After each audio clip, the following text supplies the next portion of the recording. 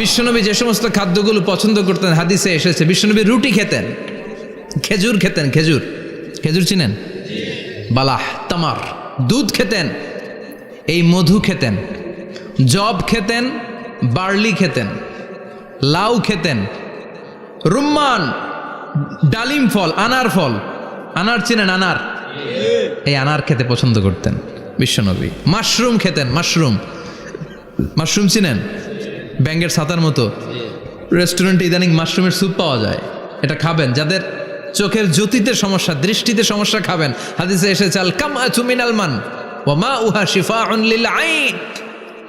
Mushroom হলো মান্না সালোয়ার মতো খাবার।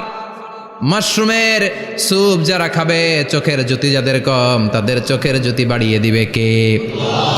বুখারীর বর্ণনা, কানা রাসূলুল্লাহ ইউহিব্বুল হালাওয়া ওয়াল আসাল, বিশ্বনবী মিষ্টান্ন খেতে বড্ড পছন্দ করতেন, আবার বিশ্বনবী বেশি বেশি মধু খেতে পছন্দ করতেন। সুবহানাল্লাহ।